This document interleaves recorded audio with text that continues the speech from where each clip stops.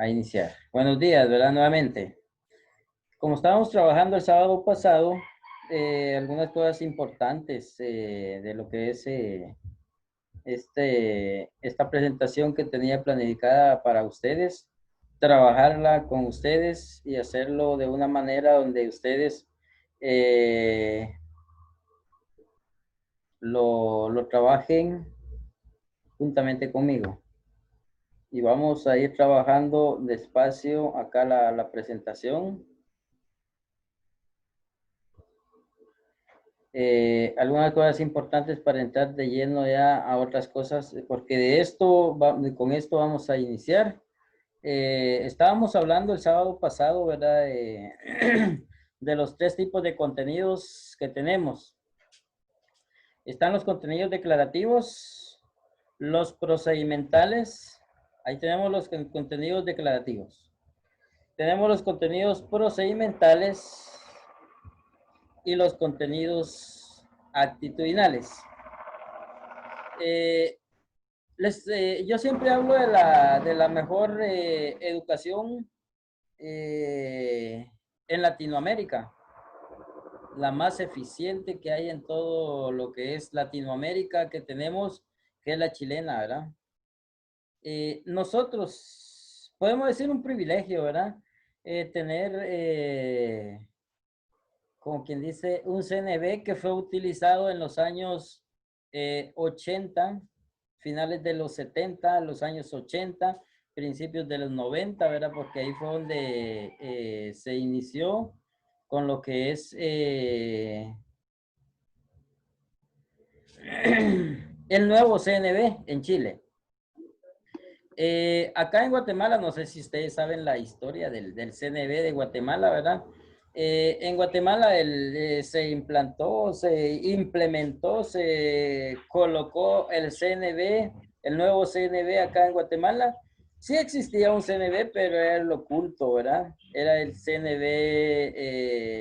que ahorita ya no se utiliza. Entonces, ese CNB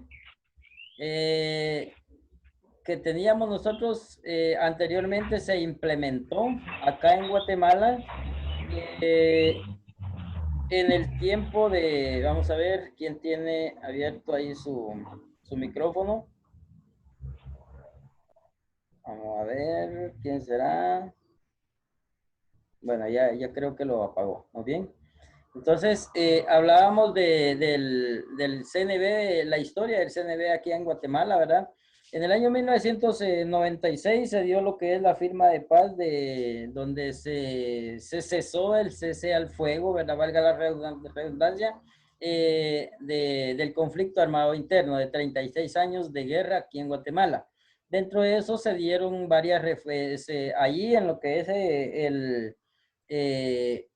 el acuerdo de paz, en los acuerdos de paz, se dieron varias reformas, está la reforma agraria, reforma tributaria, reforma, etcétera, ¿verdad? Y dentro de las reformas estas está la reforma educativa. Y dentro de la reforma educativa tenemos lo que es, para implementar la reforma educativa, se dio lo que es tenía que implementarse el CNB. Acá en el CNB que se implementó en Guatemala se habían venido viendo varios movimientos socialdemócrata donde los compañeros en ese entonces querían una reforma educativa. Esa reforma educativa se llevó a cabo con los acuerdos de paz en el año 1996, sin darse un movimiento socialdemócrata. Pero la reforma educativa tenía que implementar un CNB. Y en ese entonces, cuando se dio la implementación del nuevo CNB, porque en el 1996 estuvo de presidente el señor Álvaro Arzú, del finado Álvaro Arzú, ¿verdad?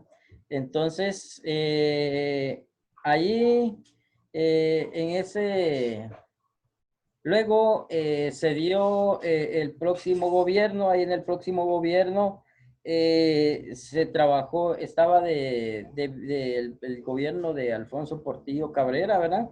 Ahí está, inició Alfonso Portillo y quedó de ministra de Educación la señora María del Carmen María del Carmen Aceña. Ella tiene doble, no sé si ya tiene doble o triple nacionalidad, pero en aquel entonces tenía doble nacionalidad. Ella tenía nacionalidad chilena y nacionalidad guatemalteca. Entonces, ella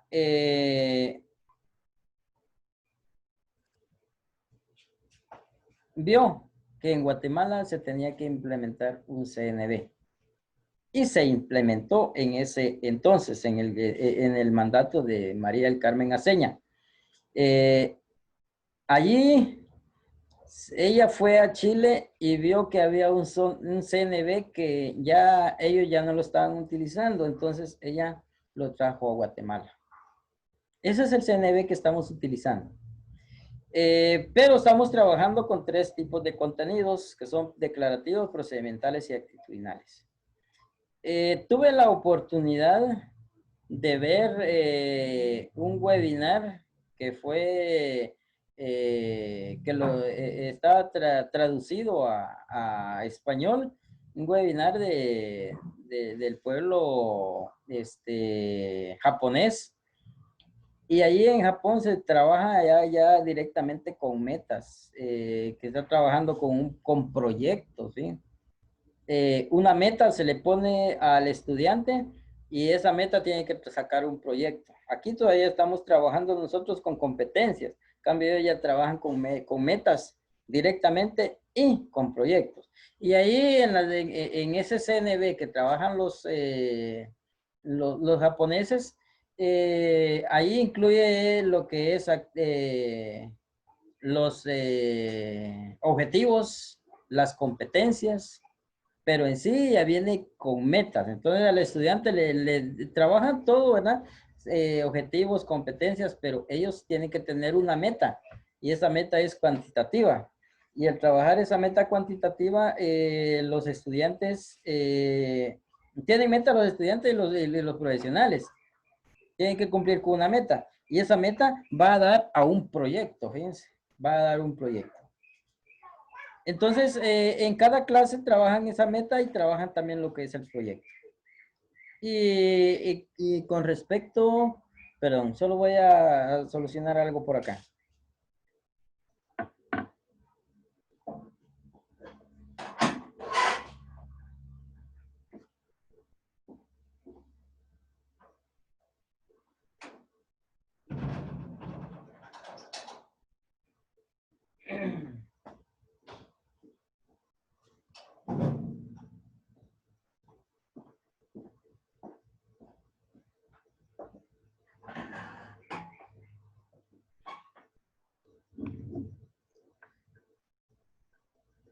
Entonces estamos trabajando lo que es los CNB, ¿verdad? Porque eso es una política, es un planeamiento. El CNB es un planeamiento educativo. Entonces ahí en ese planeamiento educativo tenemos que trabajar las planificaciones, tipos de planificación. Y aquí estamos trabajando la planificación marco, digamos, que es el CNB, ¿verdad? Y acá tenemos que Guatemala no supera, porque acá le damos más énfasis, miren, todavía algunos docentes, ¿sí? Aquí les dan más énfasis, todavía algunos docentes. ¿De qué manera? Que ellos están trabajando más declarativos y no se están yendo acá a los actitudinales. Hay que trabajar primero las actitudes para luego esas actitudes las transformamos en actividades y esto es solo como un dato. un archivo que nosotros tenemos que tener para trabajar y transformar esto, ¿verdad? Y como me decía un docente a mí, si yo trabajo matemáticas y estoy trabajando con los niños, la suma. Claro, mi amigo, le digo yo, ¿verdad? Usted tiene que trabajar lo que es la suma con actitudes. ¿De qué manera? Mire, profe, hagan en su aula o si les da permiso el director en su escuela o si su director quiere hacerlo en toda la comunidad, su aula, sus alumnos, trabajar con la suma. ¿De qué manera? Van a vender, hacen ustedes un mercadito y ahí no solo van a trabajar la suma, no que van a trabajar la suma, resta, multiplicación y división. Entonces van a vender y van a comprar. Se va a hacer un intercambio de experiencias.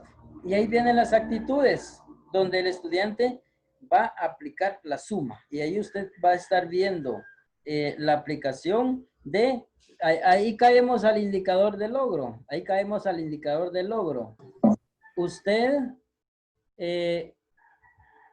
va a explicar qué es la suma, hace una actividad práctica,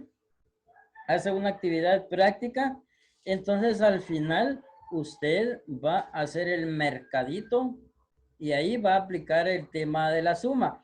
Y entonces al final usted va a decir, ¿lo logré o no lo logré? ¿Aplicaron el contenido de la suma? Ahí vamos al indicador de logro. Simplemente, ¿verdad? El indicador de logro. Me indica si se logró o no se logró el contenido que yo impartí.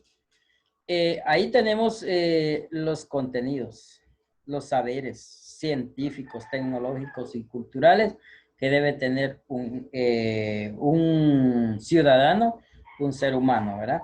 Entonces, eso es con respecto a los contenidos. Para caer, después de los contenidos, a los procedimientos, o sea, la metodología.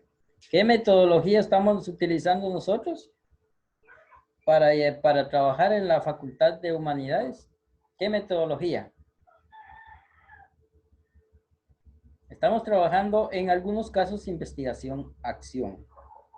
En otras estamos trabajando los 4 sectores. En otro podemos trabajar los 8 sectores. En el caso de los que son administración educativa, trabajan con los 14 principios de FIRE, ¿verdad? Esas son metodologías que utilizamos nosotros. Pero una metodología, veamos qué se dice de la metodología. Son las diferentes acciones didácticas que se realizan en el aula. Oigan bien, diferentes acciones didácticas que se realizan en el aula. Es necesario considerar en el desarrollo de los mismos los momentos didácticos, inicio, desarrollo y cierre. El procedimiento a desarrollar se organiza por medio de diferentes actividades que van de lo simple a lo complejo. Es decir, actividades que desarrollan destrezas de pensamiento del nivel literal o simple. Y otras que desarrollan destrezas de pensamiento más alto a nivel, de más alto nivel o complejo. El procedimiento para seleccionar actividades debe centrarse en una secuencia que parta de lo fácil, refiriéndose a las habilidades de pensamiento requeridas para su ejecución. Ahí caemos al método también. El método y la metodología van de la mano, porque el método es el procedimiento que utilizamos nosotros, o sea, el camino que utilizamos nosotros para llegar a la meta, ¿verdad? El camino. Por ejemplo, hay diferentes tipos de métodos. Aquí nos habla de lo fácil a lo difícil, ¿verdad? ¿Qué método sería ese? Inductivo. Está de lo difícil a lo fácil, deductivo. está podemos utilizar diferentes tipos de métodos. El dialéctico, el escribano, hay diferentes tipos de métodos que ustedes en la investigación que van a hacer ustedes, los van a colocar, que voy a dejar una tarea para el próximo sábado que la voy a colocar el día de mañana o pasado, o para que ustedes investiguen todo lo que yo les voy a decir allí, que van a investigar ustedes con respecto a esta clase, ¿verdad? A este curso. Entonces, la metodología son las acciones didácticas que se realizan dentro del aula. Son las acciones que vamos a utilizar nosotros, pero trabajando con un método,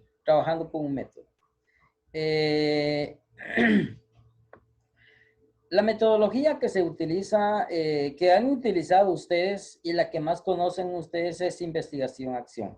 ¿Qué es investigación-acción? Es una metodología que ustedes, esa metodología de investigación-acción,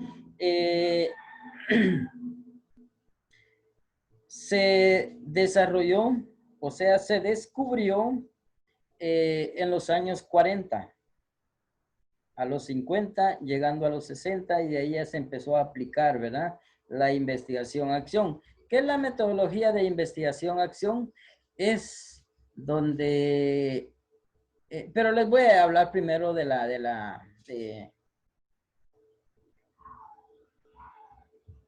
ya nos pusieron el tiempo, ya solo tenemos 10 minutos. Por favor, registran su asistencia, porque si no sé que no les pongo asistencia acá. Yo tengo mi librito, mi cuadernito, y ahí anoto, yo veo el video y ahí veo los chats, y por eso yo voy a abrir el chat, lo voy a abrir ahorita, ¿verdad? Porque sí necesito ver cuántos participantes. Tengo los 45, está Gloria,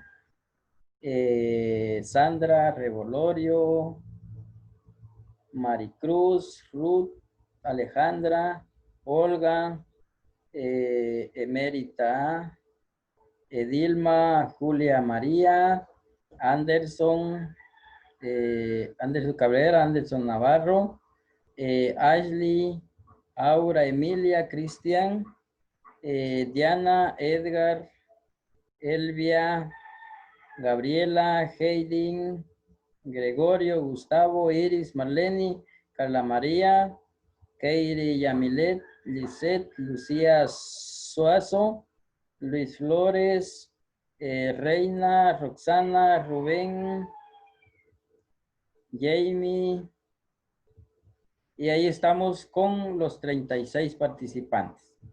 Hay que, muy bien, ahí tenemos a los 36 participantes, entonces ellos son los que están presentes y van a tener asistencia, porque yo ahí ya, si ustedes se dieron cuenta, ahorita hay 37, ¿verdad?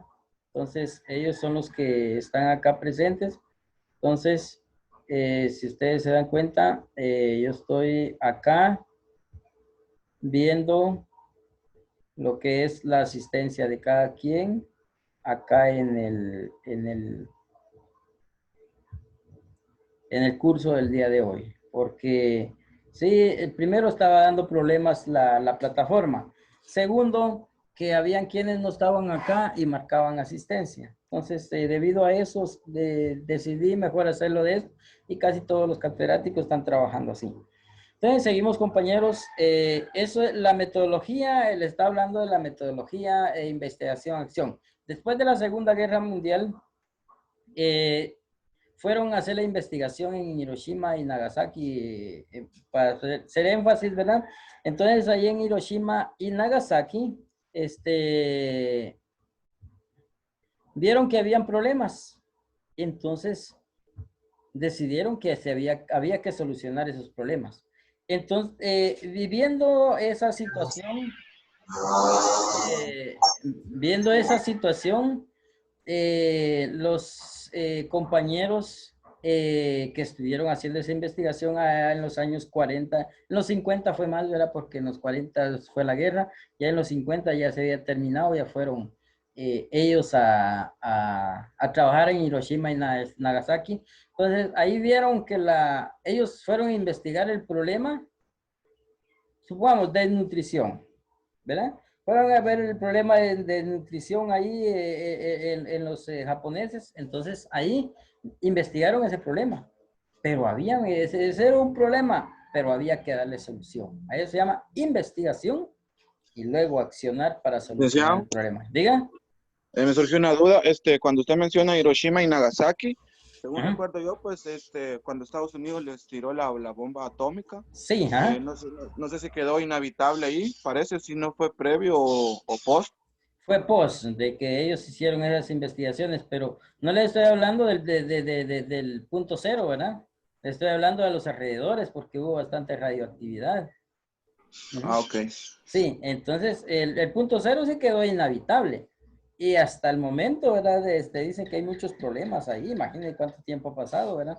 Pero fueron a hacer las investigaciones allí a Hiroshima y Nagasaki, no del punto cero, porque ahí estaba inhabitable. No que lo que causó, ¿verdad? La bomba atómica.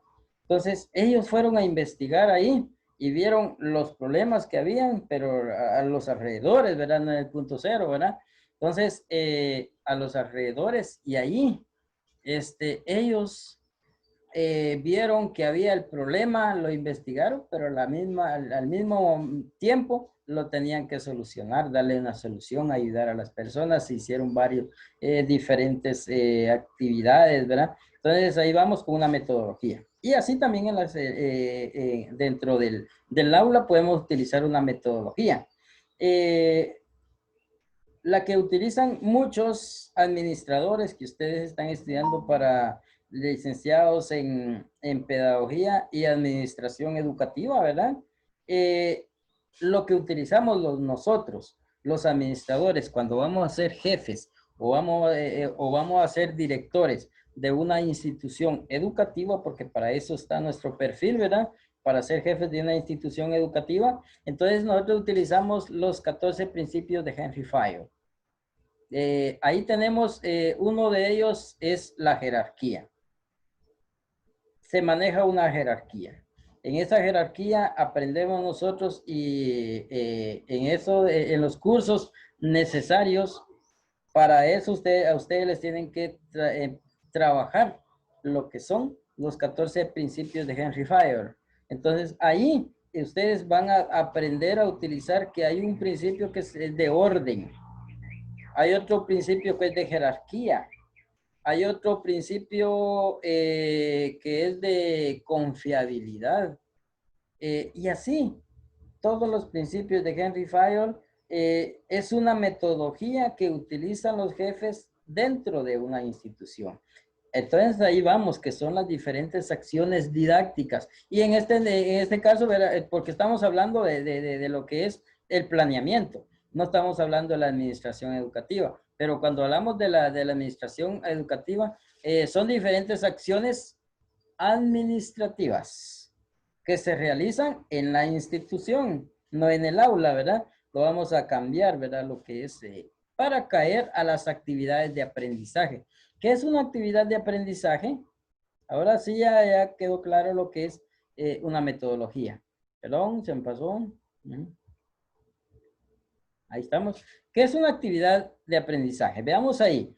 Él o la docente se preocupa de elaborar distintas y muy diversas actividades que permitan a todos y a todas utilizar sus capacidades individuales y potencias diferentes de aprendizaje. Ejemplo de actividades podemos encontrar en las ODEC.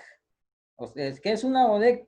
Son orientaciones de desarrollo curricular. O sea que es una ODEC es una planificación. Podemos trabajarla diaria o podemos trabajarla semanal, hasta ahí, porque ya ahí ya vienen lo que son las mallas curriculares o las planificaciones que requieren en cada establecimiento. Entonces, por ejemplo, tenemos familia de situaciones, problemas. Esa es una actividad de aprendizaje. Familia de situaciones de problemas, diálogo de saberes, guías de aprendizaje, entre otros. Hablemos de los diálogos de saberes, ¿verdad? El diálogo de saberes es una actividad que desarrollamos en el aula donde tenemos a diferentes actores ahí. ¿Y qué es un diálogo? ¿Cómo era? Diálogo.